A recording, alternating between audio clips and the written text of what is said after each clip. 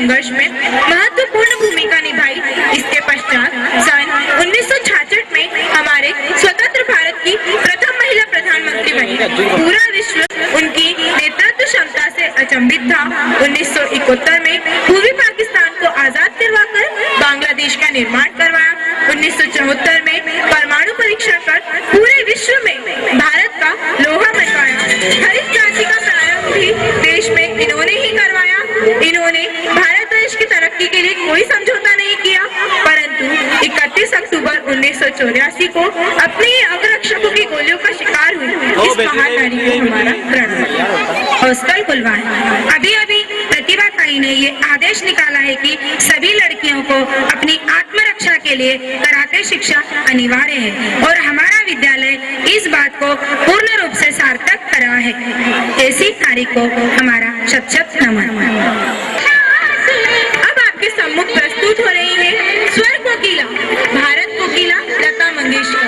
आज हर आयु वर्ग के भारतवासी इनके मधुर गाने गुनगुनाते हैं। पूरा विश्व इनके गानों का दीवाना और अचंभित है। पूरा विश्व ऐसे मधुर स्वर की मलिका के गीतों से आश्चर्यचकित है।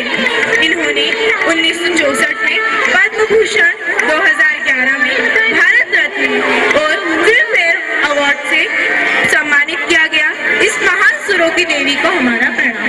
1972 में इन्हें भारत की पहली महिला IPS अधिकारी बनने का गौरव प्राप्त हुआ, जिन्होंने कभी भी किसी की दादागिरी या जाति को सहन नहीं किया। अपने पद पर रहते हुए उन्होंने कई राजनीतिक दबाव के बावजूद अपना कार्य पूर्ण निष्ठा से किया। इन्हें Asian Nobel prize Ramon Magsaysay पुरस्कार से सम्मानित किया गया। इन्होंने नवज्योति और इंडियन विजन की स्थापना की। ऐसी सशक्त नारी को हमारा प्रणाम। एक उमा भारती, इन्हें तो आप सभी पहचानते होंगे। 3 मई 1959 को हमारे मध्य प्रदेश में जन्मी हमारे पूर्व मुख्यमंत्री उमा भारती। इस महान साध्वी को मात्र 4 वर्ष की उम्र में ही संपूर्ण अध्यात्म का ज्ञान प्राप्त हुआ। 6 वर्ष की उम्र में हमारे इंदौर में ही गीता भवन में गीता पाठ कर पूरे विश्व को आश्चर्यचकित किया। भारत की एकमात्र साध्वी जिन्होंने 34 राष्ट्रों में आध्यात्म का ज्ञान फैलाया। इन्हें हमारा नमन प्राप्त है। ये है कल्पना चावला। इनका जन्म 1 जुलाई 1961 में हरियाणा में हुआ। 1995 से इन्होंने नासा में कार्य करना प्रारंभ किया। 1996 में इनका चयन अंतरिक्ष उड़ान हेतु किया गया। 1997 में इन्होंने अपना प्रथम अंतरिक्ष सफर किया। दुर्भाग्यवश अपने दूसरे अंतरिक्ष सफर में पृथ्वी पर वापस लौटते समय चंद सेकंड पहले ही इनका विमान दुर्घटनाग्रस्त हो गया तथा 1 जुलाई 2003 को यह अंतरिक्ष की परी अंतरिक्ष में सदा सदा के लिए विलीन हो गई। ऐसी नारी को हमारा प्रणाम। खेल जगत में भारत का सर फक्र से ऊंचा किया। 1984 के ओलंपिक खेलों में पात्रता, अपने खेलों के कारण विशेष पात्रता पाने वाली पहली भारतीय नारी का गौरव इन्हें प्राप्त है।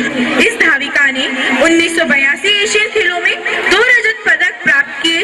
400 मीटर दौड़ में विश्व कीर्तिमान बनाकर स्वर्ण पदक जीता और देश का मान बढ़ाया। 1985 के एशियन खेलों ने इन्होंने 5 स्वर्ण पदक जीतकर देशवासियों का दिल जीत लिया। इस महान नारी को हमारा प्रणाम। Film actress Aishwarya Rai modelling से की और इसी क्षेत्र में कार्य करते हुए वे एक दिन विश्व सुंदरी के रूप में सामने आई। ऐसी नारी को हमारा शत शत प्रणाम। उसको जीवन निभाएगी आपका साथ।